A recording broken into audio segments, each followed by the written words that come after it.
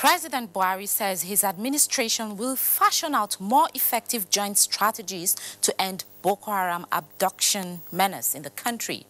Nigerian president reiterates call on international community to support saving Lake Chad. Federal Minister of Agriculture to improve subsistence farming in the country, plus sports. This is Panorama, and I am Hinginu John Adams. Good afternoon. We'll now go on a short break. The program continues shortly.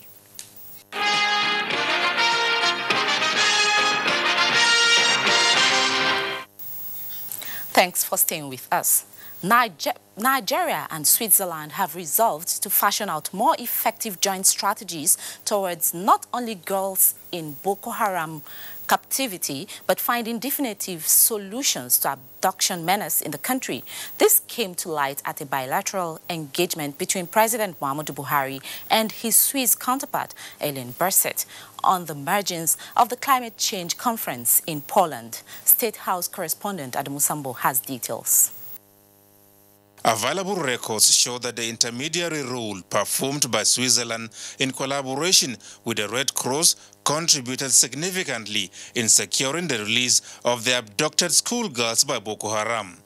President Muhammadu Buhari is therefore at this meeting to not only express Nigeria's formal appreciation to the Swiss government for the support and assistance, but also discuss measures towards achieving lasting solutions to the security challenge. And Mr. President, of course, pointed out that he would not rest until all the girls are released, and that he will continue to make that a priority, and that he welcomed any support from any quarters, and expressed appreciation to the Swiss government for the role that they have played so far. The Swiss president declared the support of Switzerland and emphasized their willingness to continue to provide support, humanitarian support, and also support with regards to the release of the Chibok girls. The Nigerian leader also held bilateral talks with President Andrzej Duda of Poland, dominated by the climate change question, especially the ongoing efforts by his administration at galvanizing international support towards the recharging of Lake Chad and restoring the livelihood of over 40 million people. Increased cooperation between Nigeria and Poland in critical economic sectors, including trade and investment, took center stage when the president met the Polish Prime Minister Mateusz Morawiecki. The Prime Minister of Poland, pointed out that they're the fastest growing economy in the European Union, and they're now looking to invest in countries. And they've identified 3 countries in which they want to target. Nigeria is one of them, Egypt and South Africa. And they want the hub of their investment initiative in Africa to be in Nigeria, and identifying various areas of cooperation. So this was very welcome news. So Mr. President is going to speak to a number of ministers to get together with their counterparts, Polish counterparts, and put in place the framework for to encourage this Polish investment in the country.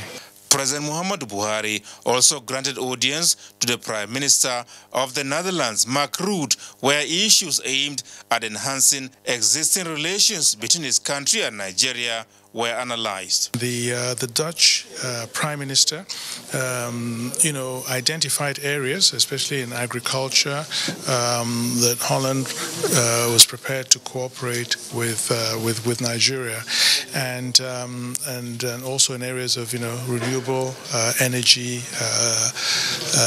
sources. So it was, and also other areas of trade between the 2 countries, and indicated a wish to visit Nigeria at some point in the future.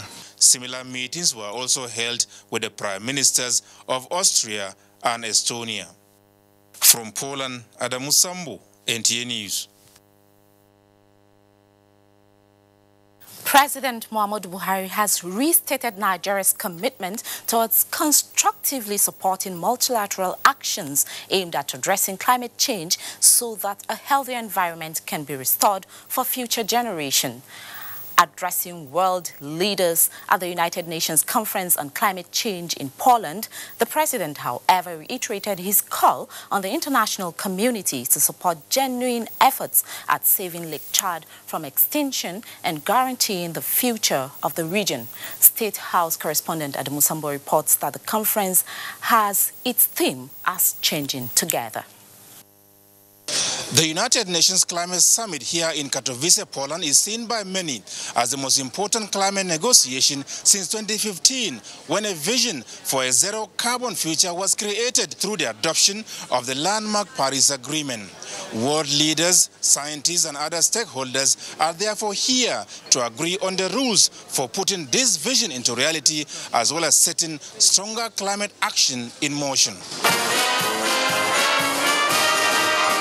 President Muhammadu Buhari told participants that with the enormous challenges of climate change, which are evident to all, no country can confront the phenomena alone.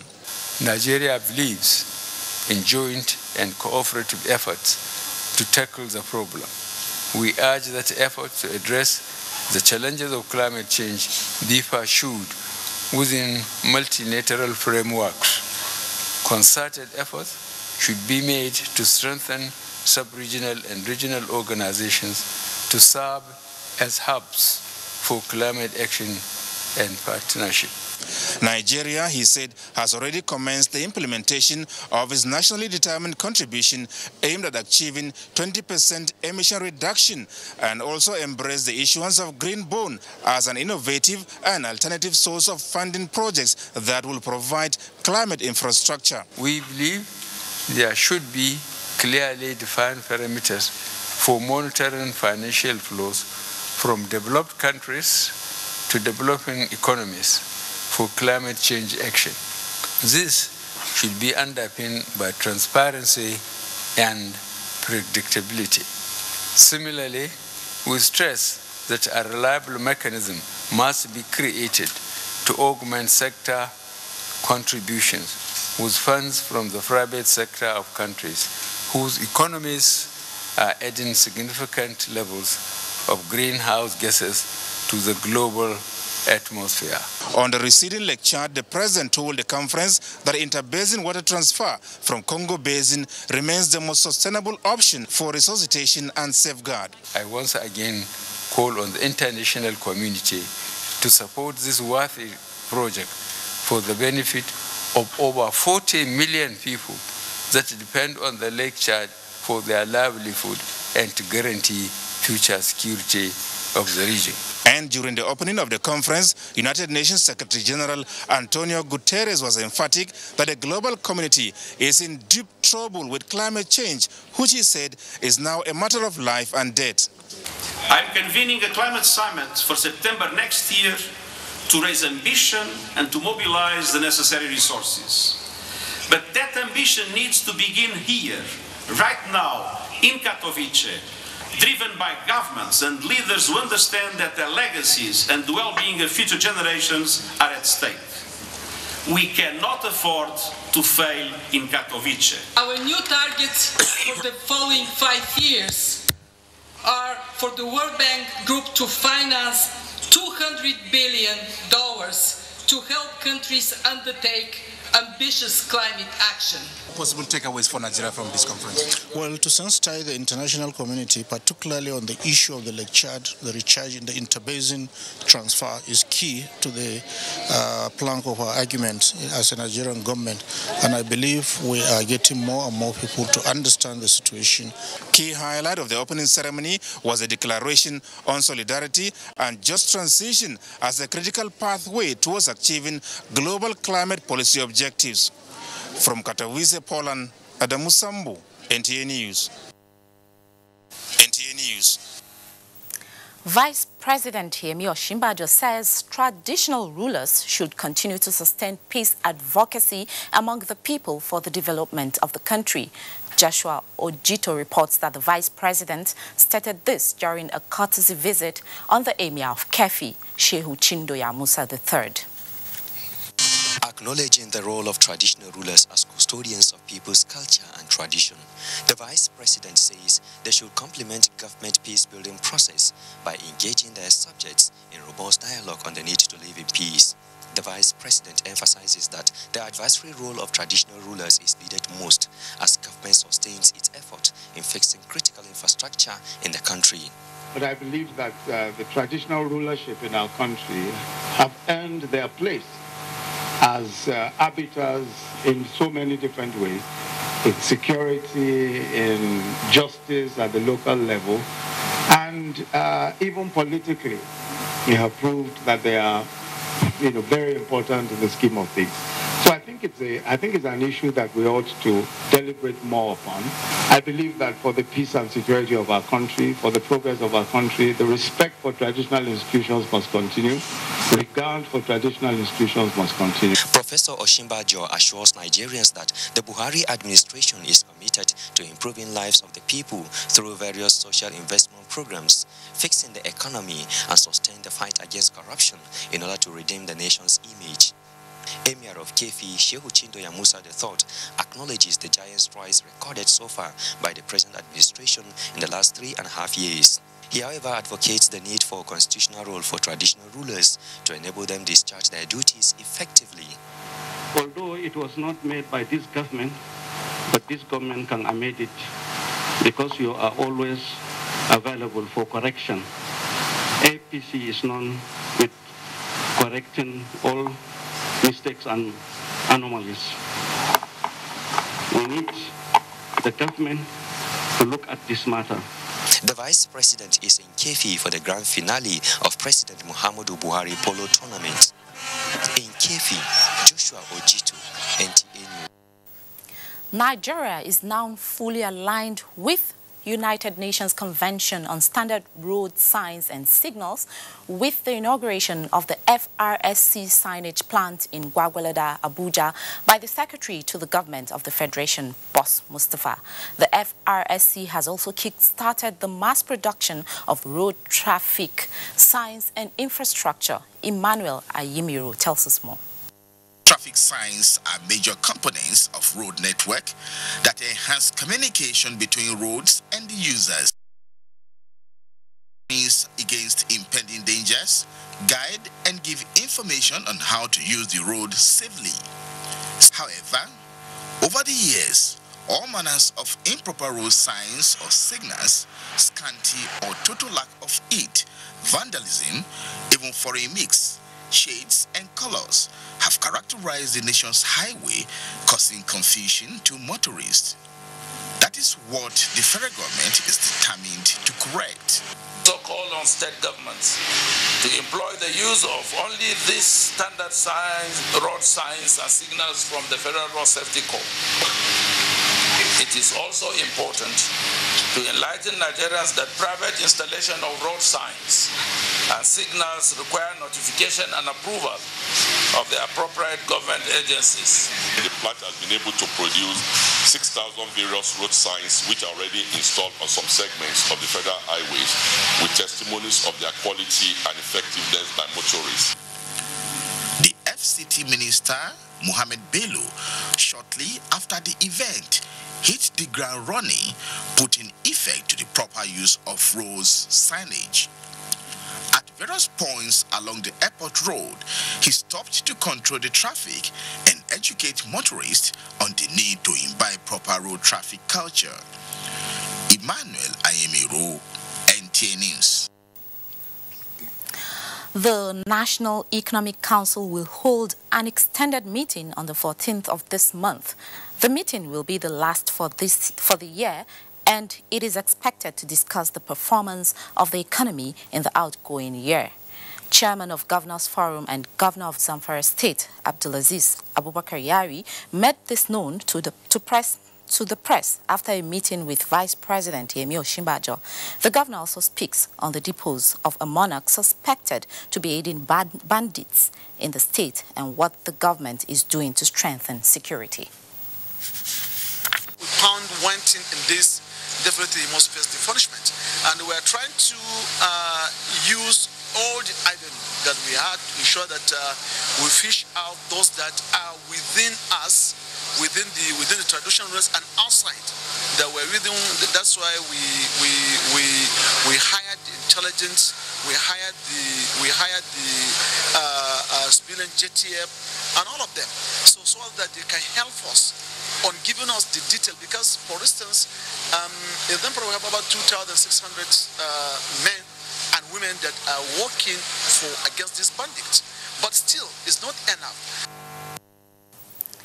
You're still watching NTA Panorama News, coming to you from the Lagos Network Center. We will take a break now and return shortly. Do stay with us. Hate speech is not a joke. It incites genocide and crimes against humanity. Most of Africa's civil wars are caused by hate speech from one tribe against another. We don't want it here. The Nigerian government stands firm against hate speech.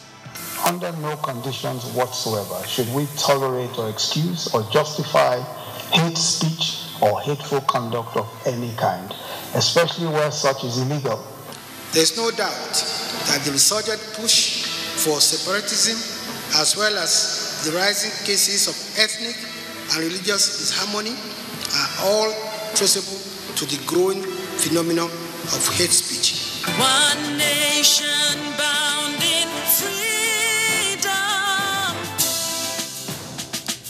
peace and unity. Nigeria, one nation, one people. This is a public service announcement brought to you by NTA. Slavery is an evil practice abolished all over the world over 200 years ago. But today, human traffickers are selling human beings as slaves in Africa. It is your responsibility to make sure that you and the people you know do not fall into slavery. Don't believe fake promises of jobs abroad. People went to say Libya, Italy no use you when they carry me on top water. 4 days now they lock me for inside house, no food, no water. I nearly die. Now God, when me heaven and earth, now save me. If you get 1 naira for Nigeria, you get junior one, you say you no get papa, you no get mama, now make you come out. I beg go they do farm work. You better pass person when enter road. Don't accept to travel to Europe through the Sahara Desert. You may be walking into slavery. Don't be a slave. This is a public service announcement brought to you by NTA.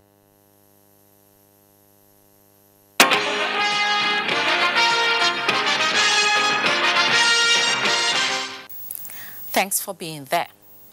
The Federal Ministry of Agriculture and Rural Development, in collaboration with the World Bank, is to undertake the second implementation support mission for subsistence farmers in the country. Project coordinators at a seminar in Lagos said the initiative is to enhance the production of agricultural produce in the 6 participating states. Abolade Salami has details. The 6-year agro-processing, product enhancement and livelihood improvement support project initiative by the Federal Ministry of Agriculture and Rural Development in collaboration with the World Bank is designed to enhance agricultural production of small and medium-scale farmers. Senior agricultural economist with the World Bank, Shehu Salau, said the project seeks to address production and productivity enhancement through business alliance and support to technology adoption. And essentially it's an attempt by the federal government of Nigeria to change the narratives around the productivity of our smallholder farmers. We want to increase the productivity of smallholder farmers, and we also want to improve the level of value addition. The difference in these appeals is that it's going to make a difference, and the difference is that it is going to be well monitored. Exit points will be well designed, and sustainability will be part of the project design. National Operation Officer Appeals Project, Dr. Salisu Gaba, says the seminar was to inform state project coordinators, accountants, and internal auditors on the importance of implementing the funds appropriately. Internal auditors in any organization, they are very key. Very, very key, because we have some fiduciary issues, especially the financial management, as you had. The World Bank just made a presentation now that they are key because they have to take charge, monitor how the project funds are being expended. Are we achieving our project development objectives? Yes. If no, they should advise and guide appropriately before there will be misprocurement or anything. Some participants speak on the knowledge acquired and plans of project management. Actually, in line with the federal government's agricultural promotion policy, that is the green alternative, and the state concern with respect to agriculture, I don't think we're not envisaging any serious or threatening issues that will hinder us from executing this project in the state. As you can see, the project is trying to support 10,000 farmers across the country by promoting value addition, improve livelihood of the grassroots farmers in our states. The participating states are Lagos, Kano, Kaduna, Kogi, Enugu, and Cross River states. In Lagos, Abolade Salami, NTA News. The People's Democratic Party, PDP, has flagged off its campaign for the 2019 general elections. Dalhatu Abdullahi reports that the Northwest presidential campaign was held in Sokoto. On arrival at the Sultan Abubakar International Airport, Sokoto, the National Campaign Council and the presidential candidate of the PDP, Atiku Abubakar, were received by the Sokoto State Governor, Aminu Waziri Tambuwal. Crowd of PDP supporters from the 7 states of the Northwest Zone gathered at the venue of the rally in the central city of Sokoto. Former President Goodluck Ebele Jonathan described PDP as the #1 party in Nigeria and asked people to massively vote for Atiku Abubakar. Part of the concerns of the presidential candidate Atiku Abubakar are the future of Nigerian youths and the feelings of all Nigerians at his heart. The crowd that gathered at Sokoto for the flag off demonstrates the readiness of the people to vote and make PDP victorious at the polls, as Atiku Abubakar promised to work hard to make Nigeria a better country for all. Speakers at the rally advocated for free, fair, and credible election. It will turn around the economy, and that will change. That PDP will sweep the polls, not only in Sokoto, but all over Nigeria. Flags were presented to gubernatorial candidates of the party in the Northwest Zone. Highlights include a visit to the tomb of Islamic scholar Sheikh Osman bin Fodio and the commissioning of PDP presidential campaign office in Sokoto. In Sokoto, Dalhatu Abdullahi, NTA News. Persons with disabilities have commended state governments of All Progressives Congress, APC, for passing into law the bill that seeks to end discrimination against them at the Solidarity Rally in support of President Muhammadu Buhari's second-term bid. The group expressed confidence in the APC-led government and promised to mobilize support for the party's return in 2019. Political correspondent Saliu Abdullahi reports. Recently, the National Population Commission of Nigeria has estimated that 19 million persons are living with disabilities in Nigeria. Of this number, more than 140,000 are duly recognized by the governing All Progressives Congress with various leadership positions across the country. In their numbers, persons with disability took to some major streets within Abuja in appreciation of the Buhari administration, which they say is implementing policies that bridge social inequality gap through its social intervention programs that target the vulnerable ones, especially those with disability. Mr. President has been a record that is only president that appointed 2 special assistants, 1 senior special assistant on person with disability and another one special assistant on person with disability. And I think this is great achievement by this government. National chairman of APC represented at the event assured Nigerians that the party remains resolute in producing leaders with vision who will broaden the scope of governance in the interest of the people. Our party is a mass-oriented party. It's meant for the poor, the downtrodden, the majority of Nigerians. In Abuja, Salihu Abdullahi, NTA News. Vice President Yemi Osinbajo commends organizers of President Buhari Polo Tournament as Super Eagles Falcons players call for better local women football league in Nigeria. Amanzi Marcos is here with details on sports update.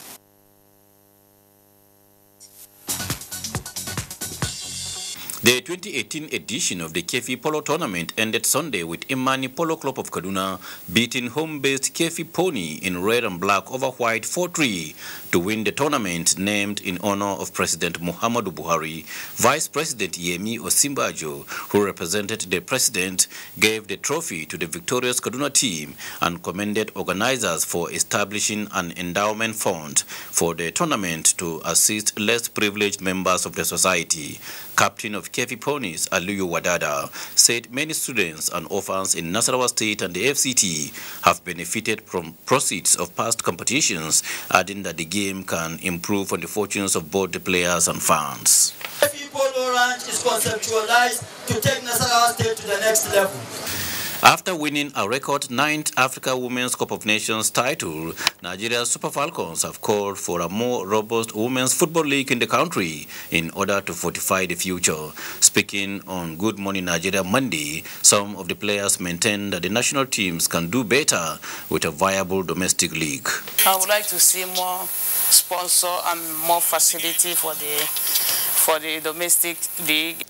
Meanwhile, Team Civil Defense Weekend in Kaduna defended their Ministry of Interior Games title after winning the 7-day competition with a total of 96 medals. The Nigeria Police placed second, followed by Nigeria Prison Service, while Ministry of Interior are sixth and last. I am pleased to state that the objectives of the Games were mostly achieved. The 2020 edition of the Ministry of Interior Games will still hold in Kaduna. With sports update, Amanzi Marcus, NTA News.